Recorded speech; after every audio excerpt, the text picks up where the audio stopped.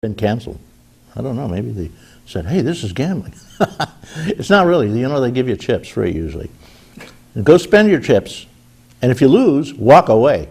If you win, walk away. Don't gamble. If you got the free chips, you got the upper hand, guys, use them. But you're just turn them over once and walk away. You're having a white elephant sale over there in Silver Creek, October 15th at noon. Bring stuff early. And I want to say the next meeting will be October 15th. Drop around. Meet Josephine Wilcox and Joe Weirst. We have, oh, I just got the red light. The news time is over. We have no more time for news, and I'm sorry to say, I do have some more things, and I may squeeze them in later. But right now, Mort Flexer, the geezer, shoots from the hip. Good morning, Mort.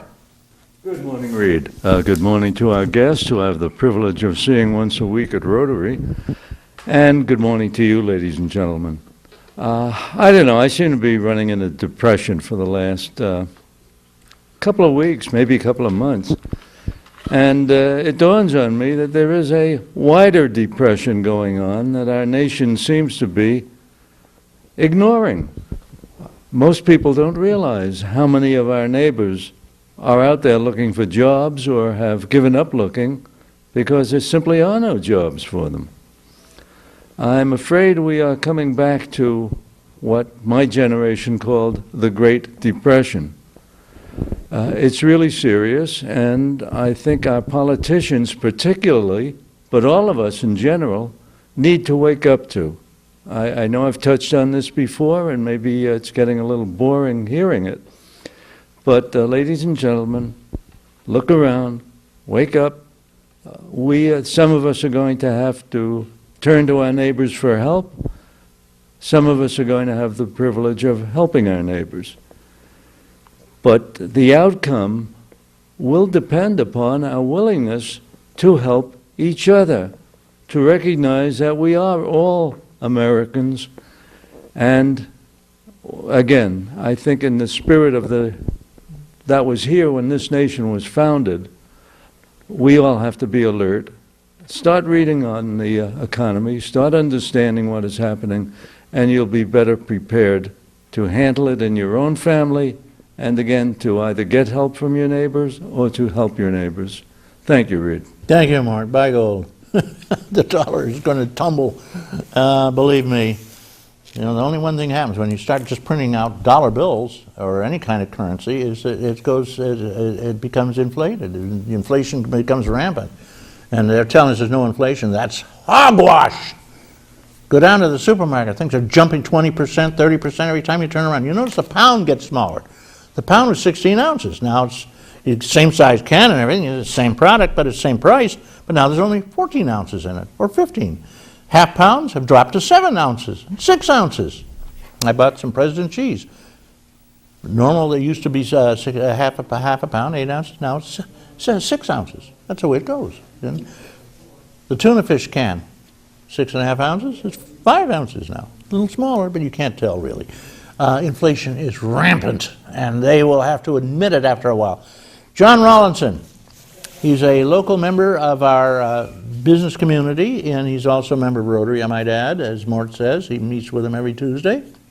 And John has been quite active in our community. I just want to say good morning, John, and thank you for coming. Good morning, Reed. I'm glad to be here. Okay, now, John, you seem to have a slight twang. Yeah, a little twang. Where are you from? Well, many people think I'm from Scotland, but actually I'm from England, from Manchester, the north of England, where the Industrial Revolution started. Okay, you can move a little closer then and get they get closer to us. Okay, all right. Not close enough so they see our unshaven pussies. Okay, so you can go for about 4 days before it even shows on the camera. So you look perfectly shaven, so do I. And I noticed that, Reed, yeah. I'm just started a beard, actually, so it's fairly new. And so then what brought you over here? Well, it was a personal choice, actually. We decided that there was a better life, and so I was fortunately working for an international company, Reynolds, and they had this facility that they just bought in Westfield, New York. Ajax Flexible Coupling Company. Right, back when, and they used to be across from Welch's. That was about 1972. Yeah. Mm-hmm. So I they didn't really want me to leave, but I decided that I was going to leave anyway. So I came here for an interview. Bottom line is I moved and the family moved in November 1979 and never looked back since, to be honest with you. It's been a great experience. Well, good. Now, how long did you run that plant down there, the Reynolds plant? Well, I didn't actually run the plant. I got to the position of Vice President of Sales and Marketing, but I actually started in the drawing office. I'm an engineer by education, and moved along and then moved up to a position of product manager, and from product manager into sales and marketing, and finished up as Vice President, and retired about 4 years ago. How do you like retirement? Well, that's an interesting question. I actually, after about a year, I was looking forward to retirement. Then, after about a year, I decided, well, this is not for me. I need something else to do. And it was at that particular point in time when our mayor, Dave Carr, came to me and said he was looking to try and he wanted to reduce the support that the village and town was putting into the Westfield Development Corporation, but he was looking for somebody to maybe take that over part-time. So it kind of fit the bill for me at that point in time. Retirement wasn't all it cracked up to be, as you say. Well, I joined the fire department. Oh yeah, well, that takes care of your time. There you go. So I'm now on my second career and been doing this for about 4 years now. For the Westfield Development. For Westfield Development Corporation, yeah. Well, I saw your website, and you can Google it up easily. It's gorgeous. It's a lovely site. Yeah, and I love the pictures you can pop on them, and you get a whole background of all the different things, like the grapes and the hunting and the fishing and the water, and wonderful.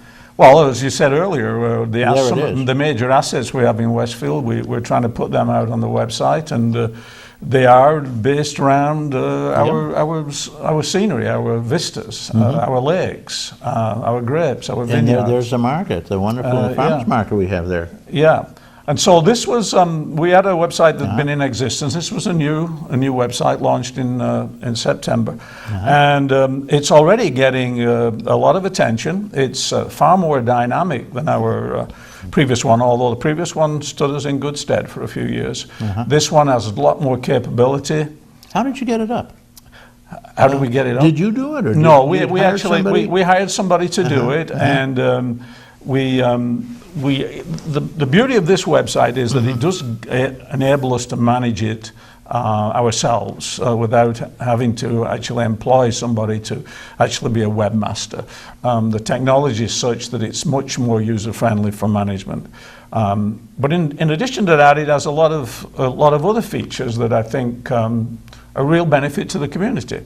As well as promoting Westfield, which is the main goal. It also now gives the opportunity for businesses to list their business.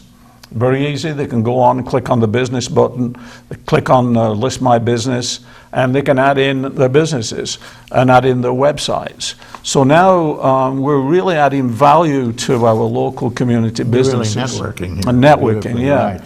Right. John, I just got the message. They're demanding we run our public service message. Okay, well that's fine too. Because we have to do public service as part of the deal. Of course they are. So I'm going to take a break here just for a moment, and here's something that'll be just for you. Great. Here you go. Maybe. Maybe.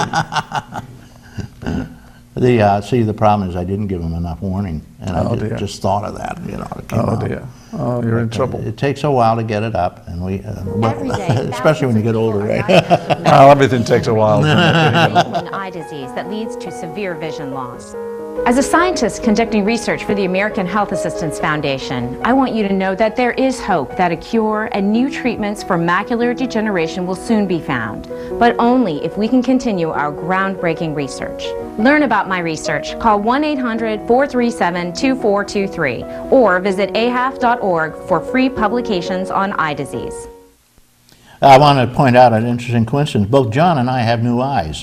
They have a wonderful new operation if you have cataracts, which half blind you. They just take a tiny 2-millimeter slit and put it into just the corner of your eye, and they have these little tinky-winky tools, and they go in there and they have something that shocks the old lens and breaks it up into a million particles, and the machine is over in the operating room. You keep hearing it sounds like a Japanese violin going or something. It's a kabuki music, and then they flush it out, suck all the bad pieces out, and it's clean and fresh. And then, of course, you don't have a lens now. Then they have a tiny, tiny lens that it folds up into a needle-sized capsule, and they put that in and they pop it in, and it goes whoosh, and opens up, and you have a new lens. And it's fantastic. You can see again. I can see like a hawk. Can't you, John? Oh, yes. I mean, I can read my license It's plates good. down the street. I never could see like that for 40 years. Right. And the colors are real. They're not browned out and all weird and everything. The blues are the blues could be, and oh, what a life. I called back and said, do the other one. And if you have anybody in your family or anybody you know who has cataracts and has been holding off because they're afraid of the surgery, it takes exactly 15 minutes, totally painless, and the next day you can see like a hawk again. And do it. It doesn't cost anything because you have Medigap insurance, and Medicare pays for a good chunk of it. So, go do it, whatever you do.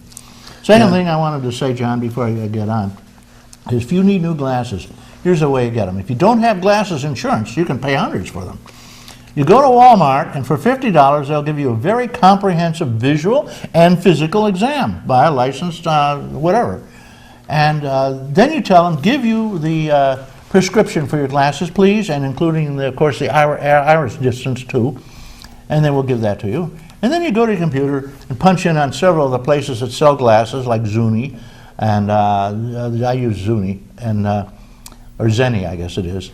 And you have a choice now of thousands of frames, all knockoffs, and you get the $300 frames, the $200 frames, the extra special frames, everything.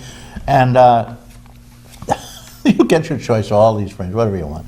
They give them to you your size because you have your dimensions, and you send them, you put in your prescription, and a week later they come. And you know how much they cost you? $12! Not bad. $12, not $300. No. So anyway, I had to get that in. Well, I think if you're talking about cataract surgery, I had mine done at Westfield Hospital, which and I'm very privileged to be on the board of the Westfield Hospital. Right. And I've got to tell you that it's one of our really good features that we offer at Westfield. Of all the different services that we offer, I think the eye surgery is really, it's good for Westfield, it's good for the hospital, and I think there's going to be a new doctor added to actually cope with all the demand that's for this cataract surgery. I know Dr. LaHood in Dunkirk did me at the Dunkirk Brooks, and he says he's got a new person coming in too. So there's a demand out there. Oh, absolutely, because and a lot of people, LASIK surgery, a lot of people have it even without cataracts, just so they don't have to wear glasses anymore. I don't wear glasses anymore, except for reading. We all cataract surgery people carry around a little pair of glasses like these. That's right. See, and when you got to squint it out, you can't do it without the glasses. Well, you could. You have your choice. The doctor says you want to be able to see up close, we'll do it. But then you need glasses to see far. Or you can see far and need glasses up close. Yeah. So that's been great. I've been really pleased with it. Oh, it's a miracle, a modern day miracle. One of the fewest great miracles they've ever had in medication, to me, at any rate, is that LASIK surgery. It's incredible. It's great. 15 minutes. Poof, that's it. So back to business here. What were we talking about? Well, we're talking about the Westfield Development Corporation, I think, and the fact that after about a year in retirement, I decided there was something else I need to do, and this has been a great fulfillment for me.